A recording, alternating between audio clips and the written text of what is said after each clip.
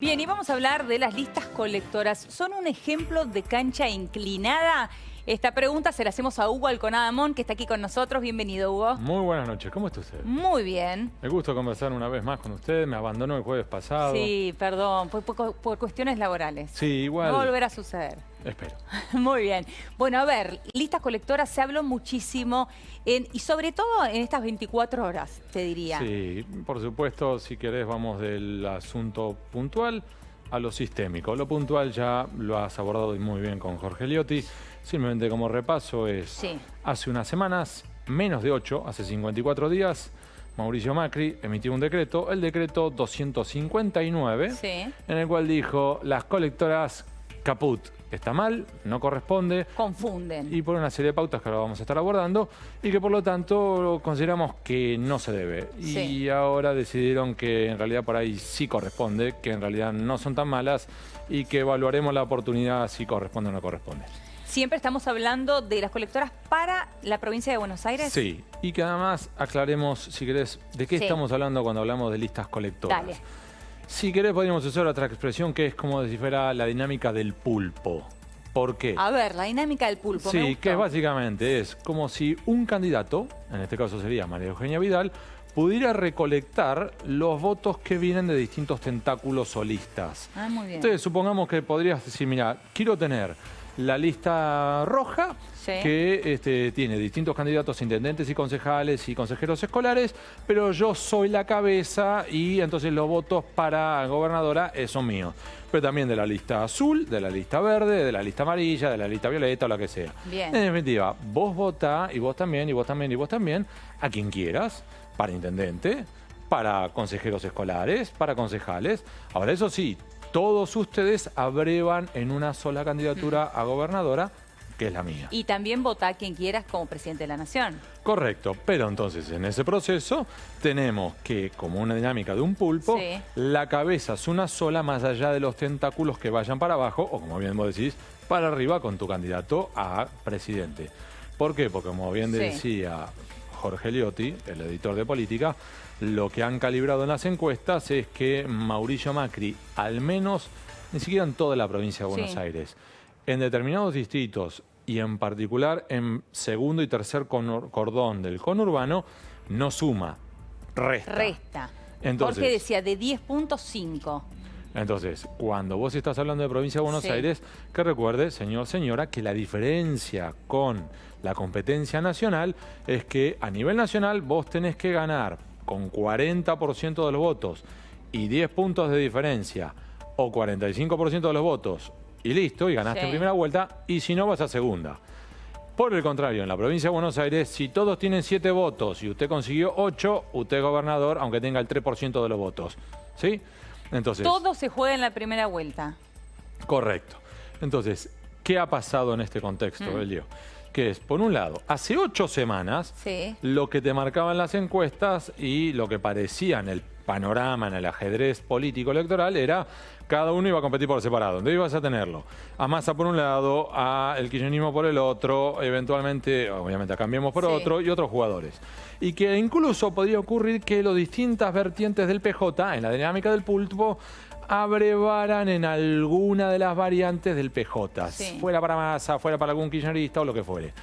En ese contexto es que finalmente hace una jugada y el presidente Mauricio Macri saca el decreto el que yo te decía, el 259. /19. Y dice lo siguiente. A ver. Estos son los fundamentos con los cuales Mauricio Macri expone y emite el decreto. Que básicamente que la proliferación de las combinaciones electorales, conocidas como listas colectoras, te pueden generar la confusión.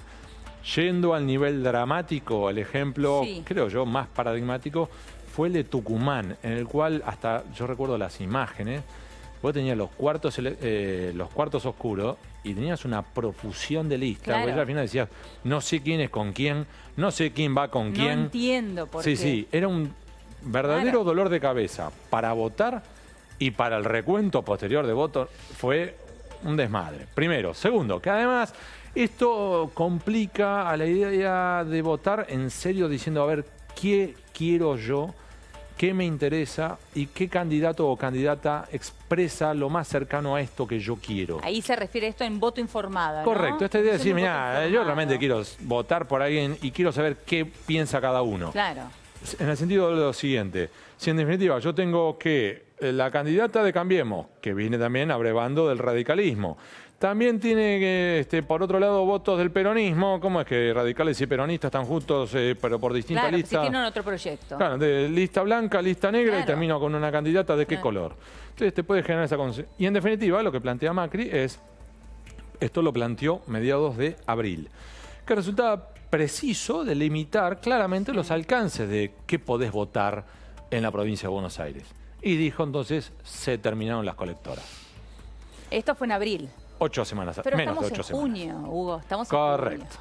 Todo cambia en la Argentina. ¿Cuántas veces hemos hablado que en la Argentina un par de meses es una eternidad? Muchísimas. Bueno, acá tenemos un ejemplo. ¿Por qué? Porque en abril había un contexto electoral. Sí. En junio hay otro. ¿Y qué es lo que ha cambiado en particular? ¿Te lo puedo definir en un solo rostro? Dale. Ahora lo vamos a ver en la siguiente placa. Es un rostro que es el de Sergio Massa, porque no sabemos dónde está parado, porque no sabemos para quién puede jugar. No. Y puede terminar ocurriendo que él se termine yendo e inclinando y apoyando de algún modo, como hasta ahora, a María Eugenia Vidal en la provincia de Buenos Aires, o que se termine abrazando con el kirchnerismo y que termine abrazando a la fórmula de Axel Kicillof y Verónica Magario. Claro, porque si acompaña a Alberto Fernández y Cristina Kirchner, acompañaría a Axel y a Magario. Aquí Ahora, están, al mismo mate. tiempo también te digo una cuestión, Elio. ¿Sabes el despelote que se arma en la provincia de Buenos Aires si Massa termina apoyando al kirchnerismo?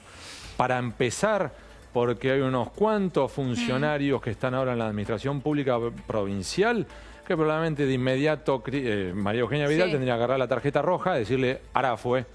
Porque hoy, claro, porque hoy el Frente Renovador convive muchísimo con Grupo Cambiemos. Banco Provincia, Exacto. el Tribunal de Cuentas, algunos cargos en la legislatura bonaerense. En la legislatura apoyó mucho el Frente Renovador a Cambiemos. Empezamos a peinar y sabés la que se puede armar, la de San Quintín.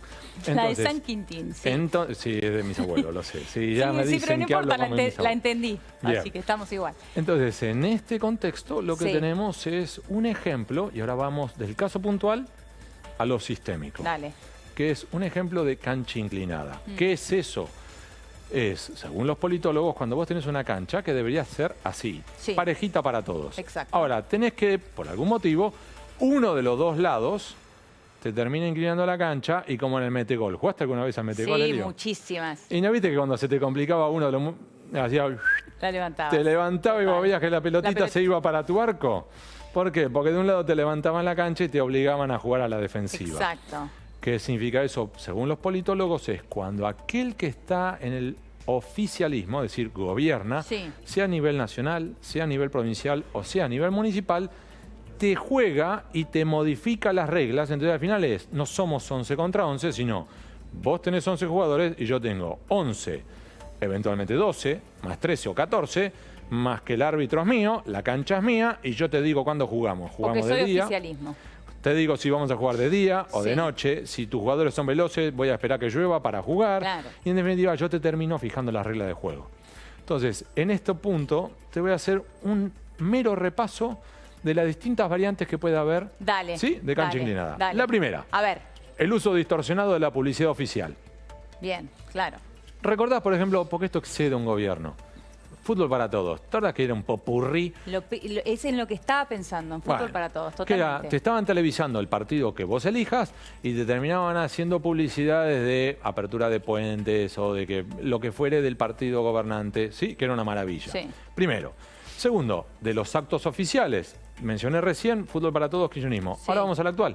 Lo que ha ocurrido con el Paseo del Bajo, que lo han utilizado para, que a su vez el presidente, utilizara la oportunidad para emitir algunas ideas políticas, incluso posicionarse en la campaña electoral, hacer unos comentarios con nosotros, las obras si se cumplen, con el gobierno anterior no. Exactamente, Es decir, esto es realmente el cemento real.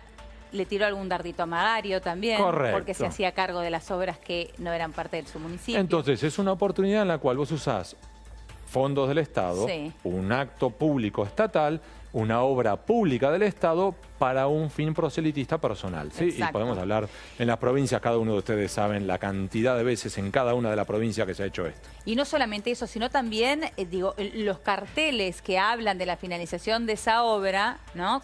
Si llevan la firma de Presidencia de la Nación o si llevan la firma y el nombre, el presidente, su cara, su lista. Vamos a usar otro ejemplo. Sí. De hace mucho tiempo, las zapatillas de Rucauf. ¿Te acordás? Eran zapatillas blancas que tenían en la lengüeta la firma de el gobernador Carlos Rucauf. Podrían haber sido las ojotas de la baña. ¿No? Con medias. Elio, por favor. Podría haber sido. Por favor, Elio. Autos y aviones oficiales. Y también hay una imagen que probablemente ahora que nos están viendo lo van a recordar perfecto. Que es básicamente... Voy a usar un ejemplo paradigmático también del año, creo yo que fue de la campaña presidencial de 2003. A ver. Que era Lilita Carrió andando en auto por la Patagonia comiendo sándwich de milanesa, mientras que sus candidatos rivales iban en aviones oficiales o privados. Con lo cual, mientras que ella podía recorrer 3 pueblitos de la misma provincia patagónica, los otros tocaban 4 o 5 provincias en un día. Es cierto. Y otro ejemplo es este, que probablemente alguno recuerde, otros no. Esto es en el cierre de la campaña de Daniel Scioli en el norte de la Argentina, cuando, como gran cierre, los distintos gobernadores del PJ fueron a esa provincia. Y se vio esta imagen que no olvidaremos más. La cantidad de aviones privados. Algunos son privados. Claro. Otros son aviones oficiales, otros eran los aviones sanitarios, con lo cual en vez de estar trasladando a, por ejemplo, chiquitos que tienen que hacer, por ejemplo, ser oblación de órganos o lo que fuere, estaban para un acto proselitista. Esto como un ejemplo y podemos hablar de infinidad de otros ejemplos. Call centers. Call centers que en teoría deberían hacerte, por ejemplo, recibir tu llamada para quejarte de que no te están limpiando tu vereda. Esos call centers en realidad se utilizan para hacer llamadas para... ¿sí? Promover un candidato o lo que fuere. Esto, aclaro, es un escándalo las pocas veces que se detectó, por ejemplo, en los Estados Unidos, que se llegó a descubrir que Bill Clinton utilizaba los teléfonos de la Casa Blanca para hacer llamados proselitistas. Se armó un despelote. Mirá lo que son los estándares, ¿no? Se armó un despelote en Estados Unidos. Acá es algo totalmente habitual. Bueno. Otro ejemplo. Pasajes aéreos oficiales. También, claro. Que en teoría son para que los legisladores vayan y vuelvan de sus provincias para poder sesionar en el Congreso y se terminan utilizando para fines proselitistas. Últimos ejemplos, 3. Locales alquilados para oficinas públicas, pero terminan siendo, por ejemplo, comités de campaña. Comités de campaña, totalmente. Los empleados públicos, que en teoría son empleados públicos, y los terminan, por ejemplo, convocando a ir a actos públicos, actos proselitistas, o por el contrario, a, por ejemplo, salir a difundir y hablar con los vecinos. Timbreos o, por el contrario, reparto de volantes y lo que fuere. Que están en las esquinas, ¿cuántos de ellos hemos visto? Correcto, deberían estar en una oficina pública, están al final en una esquina. Atendiendo a los vecinos. Y el último punto, que este es por demás polémico, más de una vez se ha utilizado, es el uso de los datos de bases públicas del Estado. Que son, por ejemplo, obviamente, por ejemplo, el padrón electoral es público, olvídate de eso. Pero hay otros que pueden ser provinciales, municipales o nacionales, que son aquellos en los cuales vos has aportado tus datos, porque son necesarios para completar una planilla, lo que sea, y luego ese gobernante provincial, municipal o nacional lo termina utilizando para sus propios fines proselitistas. Por ejemplo, entregaste tu correo electrónico para completar una planilla que tenías que llenar para a su vez, por ejemplo, no sé, renovar tu licencia de conducir, y 3 meses después te terminan llegando comentarios o gacetillas o lo que fuere políticos electorales. Eso sucede muchísimo, ANSES, AFIP, todo. Señor, señora, eso no es correcto. Eso no es correcto. No, eso es cancha inclinada. De hecho, se han hecho campañas en ciclos anteriores en los cuales incluso Poder Ciudadano y otras entidades de la sociedad civil lanzaron campañas de decir, si usted conoce alguna de estas situaciones, repórtelo. Si usted, por ejemplo, incluso usted es empleado público y está sufriendo esto, repórtelo. Es la única forma de corregirlo. ¿Lo reportan? En algunos casos sabidos. ¿Sabes también en qué estaba pensando, Hugo? En la utilización de colores. ¿Cómo se instaló eso, no? Bueno, el naranja es el color de Scioli directamente. Amarillo, el amarillo ya lo sabemos. es el celeste, ya sabemos. Exacto. Recordarán ustedes lo que pasó en su momento en la provincia de Buenos Aires o incluso con la Agencia Nacional de Vialidad. Sí. Que las Chevrolet Meriva eran de color naranja, las tuvieron que cambiar de colores porque si no quedaban... Sí, las tuvieron que volver a plotear. También en algunos municipios de la provincia, ¿no? Correcto. Que llevaban el nombre del intendente.